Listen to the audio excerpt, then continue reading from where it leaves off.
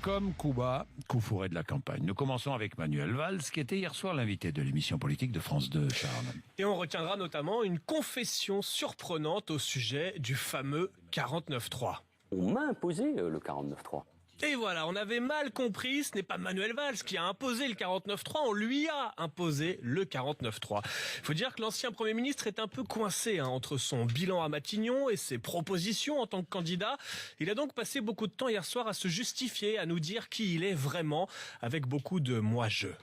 Moi, je reste le même. Bien sûr que j'ai changé. Je suis d'abord un patriote. Je suis profondément féministe. Je n'ai jamais été un libéral. J'ai mûri. Je suis un réformiste. J'ai gouverné. J'ai fait évoluer la gauche. Je suis toujours républicain, mais j'ai grandi. La politique, c'est ma vie.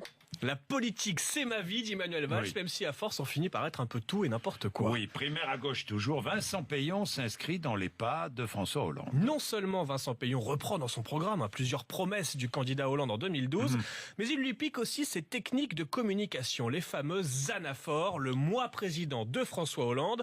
Dans la bouche de Vincent Peillon, ça donne... Moi, je suis content du mariage pour tous. Moi, je suis content que ceux qui ont commencé à travailler tôt puissent partir plus tôt. Moi, je suis content quand même qu'on ait sauvé la Grèce. Moi, je suis content qu'on ait créé des postes de professeurs. Voilà, après moi président, on aura désormais moi content.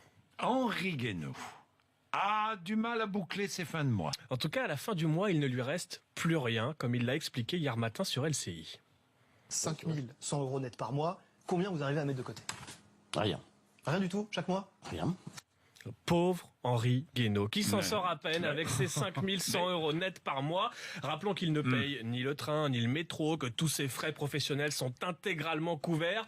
Une déclaration qui en a fait immédiatement la risée des internautes. Henri Guénaud n'arrive pas à gérer un budget de 5000 euros par mois, mais il est candidat pour gérer celui de la France. C'est ce qu'on peut lire sur Twitter. Sans oublier les internautes qui proposent de lancer des cagnottes pour venir en aide à nos pauvres députés dans le besoin. Et puisqu'on parle des députés, il va falloir patienter pour le renouvellement de l'Assemblée nationale. Écoutez bien, parce que... Et on commence à en savoir un peu plus sur les investitures des grands partis en vue des législatives du mois de juin. Et certains s'accrochent plus que jamais à leur siège. À droite, on peut par exemple saluer la performance de Lucien Degauchy dans l'Oise et Bernard Brochant dans les Alpes-Maritimes, qui vont briguer un nouveau mandat alors qu'ils sont âgés respectivement de 79 et 78 ans. À gauche, très belle performance également de Claude Bartolone et Gérard Bapt, qui vont briguer leur 9e mandat consécutif de député, élus respectivement depuis 1978 et 1981. Bref, on prend les mêmes et on recommence. Il faut croire que finalement ce job de député n'est pas si mal payé que ça. Oui. Enfin, Alain Juppé, élu homme de l'année 2016. Non, 2007. 2017? 2017, mais Ah oui, bon élu par la visionnaire rédaction de la Revue du Vin, qui salue son action et voit en lui l'homme du futur pour le monde viticole. Bon, pas certain que ce soit l'élection dont rêvait Alain Juppé pour l'année 2017. Je croyais que Jean-Jacques s'est fait prendre. mais je me suis fait prendre. Homme de l'année 2017. Mais oui, 2017 mais oui. pour la revue du vin. Voilà, c'est toujours ça. Remarquez, Ça fait au moins une élection de gagner pour une 2017. élection gagnée Mais pour oui, Alain voilà. Juppé. Et Oui, de oui. une.